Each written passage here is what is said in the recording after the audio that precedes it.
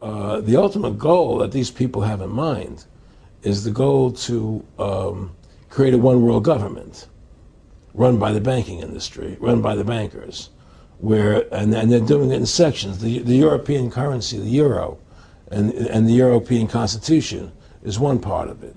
Now they're trying to do it in America with the North American Union, right? And they want to create a new currency called the Amero, right? And the whole agenda is to create a one world government where everybody has an RFID chip implanted in them. All money is to be in those chips, right? There'll be no more cash. And this is given me straight from Rockefeller himself. This is what they want to accomplish. And all money will be in your chips. And so instead of having cash, anytime you have money in your chip, they can take out whatever they want to take out whenever they want to. If they say you owe us this much money in taxes, they just deduct it out of your chip digitally. Total control. Total control. And if you're like me or you, and you're protesting what they're doing, they can just turn off your chip. And you have nothing. You can't buy food. You can't do anything. It's total control of the people. And that chip's connected to a database that has your purchasing records, what you do, what everything, you sell. Everything is in there, you know? And so they want a one world government controlled by them, everybody being chipped, all your money in those chips, and they control the chips, and they control people, and you become a slave, you become a serf to these people. That's their goal, that's their intentions. Eric, can you be specific about when you met Rockefeller, how it happened in these discussions?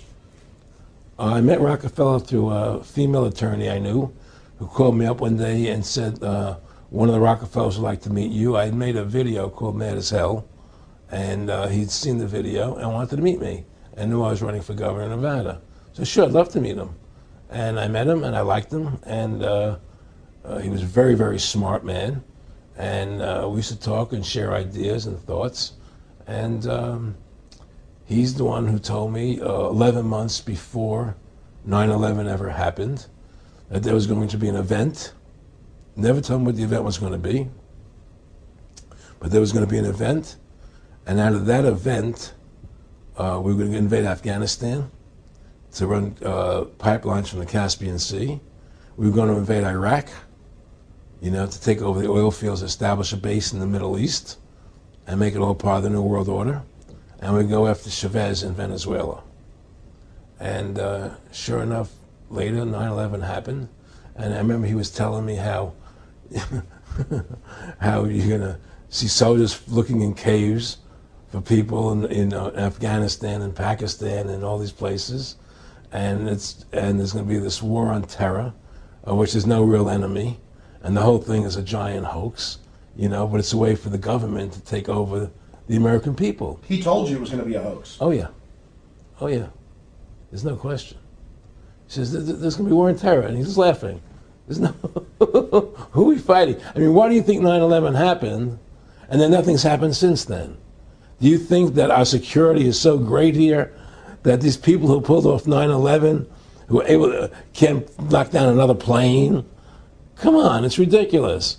9/11 was done by people in our own government and our own banking system to perpetuate the fear of the American people into subordinating themselves to anything the government wants them to do.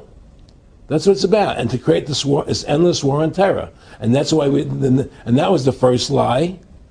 And the next lie was going into Iraq, you know, to get Saddam Hussein out with his weapons of mass destruction. That was the next lie. Now, specifically, this was a little over 6 years ago. This was 11 months before 9/11. Yeah. And Nick Rockefeller, who's a lawyer, he's become your friend over the previous years, and he's saying to you that there's going to be this big event, and then out of that we're going to have a war on terror, and it's just going to go on and on. Right, an endless war on terror without any real enemy.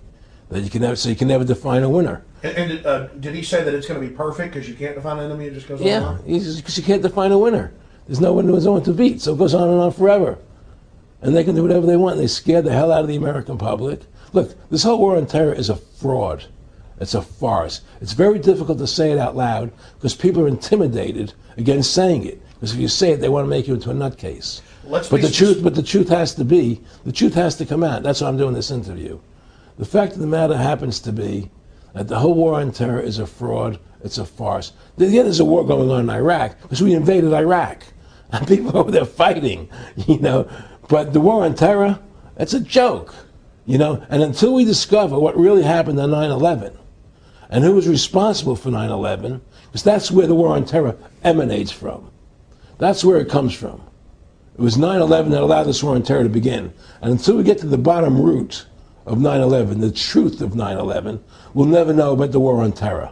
Aaron, you said that he was, and I think it's important, and I know this about the Rockefellers from Dr. Dennis Cuddy and many others who literally, you'll be 20 years old in a lunch line at college, and there's David Rockefeller. And they're experts at recruiting and getting what they call players, and that clearly he was, I want to make it specific and just get you to reiterate what you said last night about you got 30% of the vote, you were having an effect, you made mad as hell, they knew that you'd started the Constitution Party, they knew that you were somebody who was taking action and getting things done, you'd already made some big films, had a lot of other successes, right. So they were trying to recruit you, and didn't it come down to the point of, hey, we are here to recruit you, and don't worry, your chip's going to say, don't mess with us, you know, this guy's don't touch. Yeah, yes, that did happen. I was definitely being recruited, but it's more subtle than that. Well, in your words, just go through the process, and then what he said. Well, what it is remember, we were friends, and we used to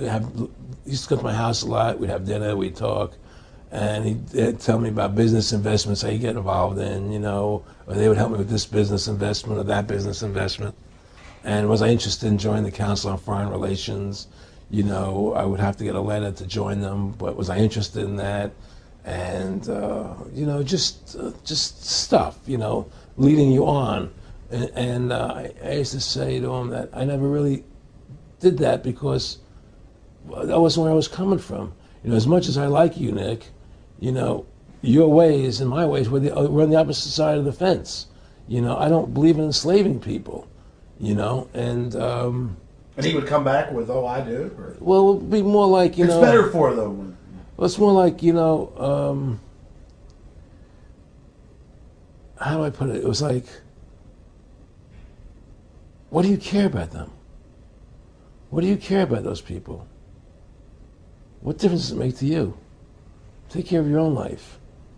Do the best you can for you and your family. What do the rest of the people mean to you? They don't mean anything to you. They're just serfs. They're just people. You know, it was just a lack of caring, you know, and that's just not who I was. It was just sort of like cold, you know. It was just like cold, you know. And I used to say to him, what's the point of all this? You have all the money in the world you need. You have all the power you need. What's the point? You know, what's the end goal? And he said the end goal is to get everybody chipped, to control the whole society, to have the bankers, the elite people, you know, the bankers and some governor controlling the world. And I said, do all the people in the Council on Foreign Relations believe this way you do? He said, no. You know, most of them believe they're doing the right thing. A lot of them believe it's better off being socialistic. You know, we have to convince people that that socialism is really capitalism. Because America's becoming a socialist country. It's a communist country today. Well, one of the things they told me was that he was at the house one night, and he would talk, and he started laughing. He said, Aaron, what do you think women's liberation was about? And I said, I had pretty conventional thinking about it at that point. I said, I think it's about women having the right to work, getting equal pay with men, just like they won the right to vote, you know? And he started to laugh. He said, you're an idiot. And I said, why am I an idiot? He said, let me tell you what that was about. We, the Rockefellers, funded that. We funded women's lib, you know? And we're the ones who got all over the newspapers and television, the Rockefeller Foundation. He says, and you want to know why? He says, there were two primary reasons. And they were, one reason was we couldn't tax half the population before women's lib. And the second reason was, now we get the kids in school at an early age. We can indoctrinate the kids how to think. It breaks up their family. The kids start looking at the state as the family, as the school, as the officials, as their family, not as the parents teaching them. And so those are the two primary reasons for women's lib, which I thought up to that point was a noble thing. You know, when I saw their intentions behind it, where they were coming from when they created it, the thought of it, I saw the evil behind what I thought was a noble adventure.